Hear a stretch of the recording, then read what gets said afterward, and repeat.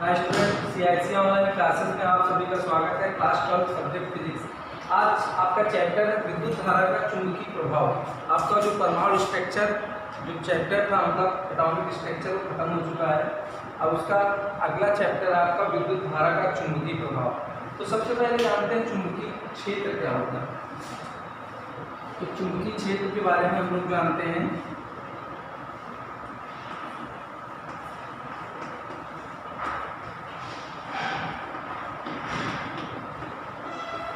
चुंबकीय क्षेत्र क्या होता है, आपने पढ़ रखा है। जैसे विद्युत क्षेत्र पढ़ रखा है, उसी तरह ये भी सिमिलर होता है। उसमें क्या होता है, जब कोई एक आवेश किसी क्षेत्र में गतिमान होता है तो उसके प्रभाव को क्या कहते हैं, वहाँ पर विद्युत क्षेत्र। उसी प्रकार ये भी होता है, किसी चालक के चारों ओर का वह क्षेत्र जहाँ पर चुंबकीय प्रभाव का अनुभव किया जाता है उसे चुंबकीय क्षेत्र कहते हैं।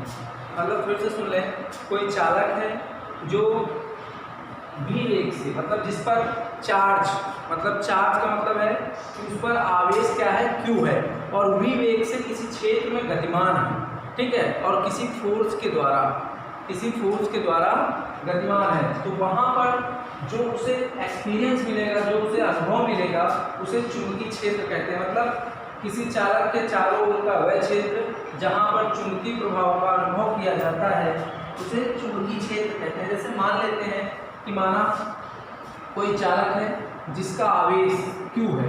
मान लिया, माना चालक का आवेश q है, q। और इसी प्रकार मान लिया कि चालक चुंबकीय क्षेत्र में v वेग से गतिमान, वेग क्या होगा, चुंबकीय क्षेत्र में वेग हो गया v, ठीक है। तो यहाँ से आपको क्या बनता है कि जो बल होगा वो चालक के आवेश के अनुक्रमानुपाती होगा, और क्या होगा, जो बल होगा वो किसके अनुक्रमानुपाती होता है, वेग के अनुक्रमानुपाती होता है, और क्या होगा, साइन जा के अनुक्रमानुपाती होगा। किसके, साइन जा के अनुक्रमानुपाती होगा। तो यहाँ से क्या बनेगा, F प्रोपोर्शनल QV B, और क्या होगा, चुंबकीय क्षेत्र के भी अनुक्रमानुपाती होगा, QV साइन थीटा। ये आपका क्या होता है कि जब कोई चालक किसी चुंबकीय क्षेत्र में गति करता है तो उस पर कार्य करने वाला बल होता है। तो ये क्या हो गया, QV साइन थीटा। यहाँ से लिख लोगे, एक कांस्टेंट लगा देंगे, QVD साइन थीटा। इतनी चीज सभी को समझ में आ गई होगी। अब यहाँ से k=1 मान लेते हैं। क्या मान लेते हैं, k=1। तो यहाँ से F क्या मिलेगा, QVB साइन थीटा। अब यदि क्या लिखोगे, यदि θ=90, क्या ले लो, थीटा अगर मान लिया कोई चालक किसी सतह के लंबवत कार्य कर रहा है तो उसके लिए θ=90, तो F क्या बनेगा, QVB साइन 90। अब यहाँ से क्या मिलेगा, F=QVB साइन 90 की वैल्यू 1 आ जाएगी, तो F क्या मिलेगा, QVB। तो यही होता है जब कोई चालक किसी सतह के लंबवत चुंबकीय क्षेत्र में चालक पर कार्य करने वाला बल होता है। अब इसी के बाद नेक्स्ट आपका टॉपिक है बायो-सेवर्ट्स के नियम। तो क्या बायो-सेवर्ट्स का नियम क्या होता है, तो जानते हैं। सबसे पहले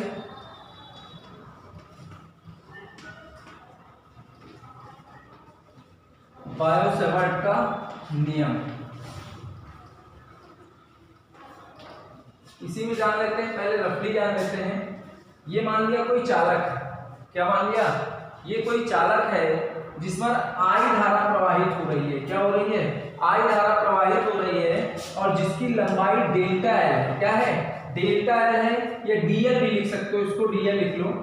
तो जिसकी सूक्ष्म लंबाई, मतलब अल्पांश लंबाई डेल्टा L है, चालक से r दूरी पर कोई बिंदु P है। क्या है, P है, और चालक तथा बिंदु P के बीच बना कोण थीटा है। क्या है, थीटा। और बिंदु P पर आपको वैद्युत क्षेत्र की तीव्रता, चुंबकीय क्षेत्र की तीव्रता या चुंबकीय क्षेत्र आपको निकालना है।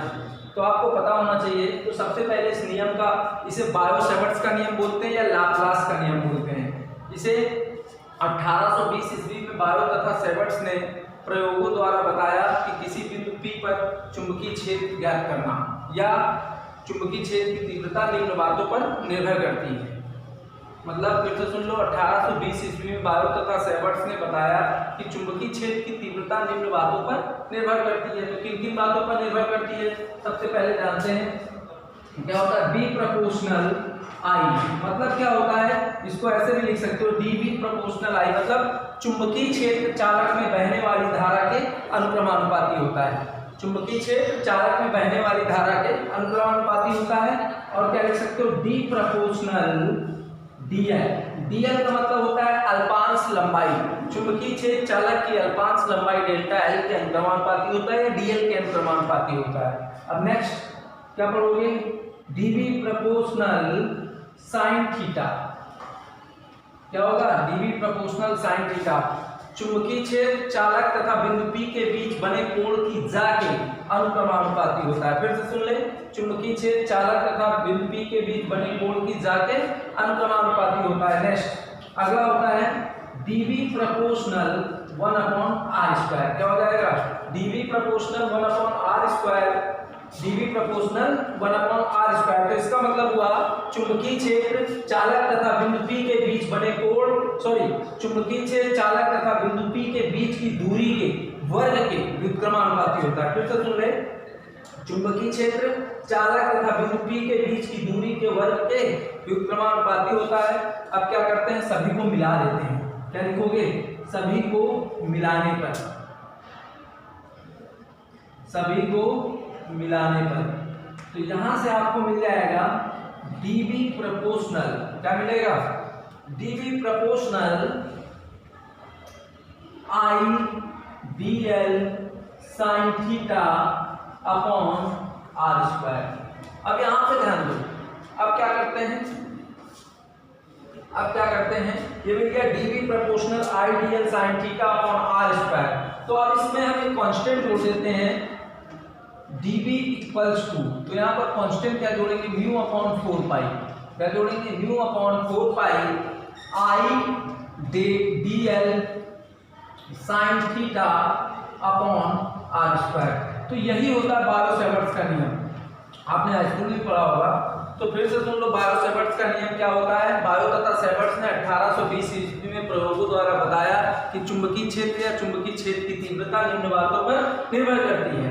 निर्भर क्या करती है? मान लेते हैं कि माना कोई चालक है जिसकी लंबाई अल्पांश लंबाई डेल्टा L है। चालक से r दूरी पर कोई बिंदु P है जहां पर वैद्युत क्षेत्र की तीव्रता हमें निकालनी है और चालक में बहने वाली धारा क्या है? I।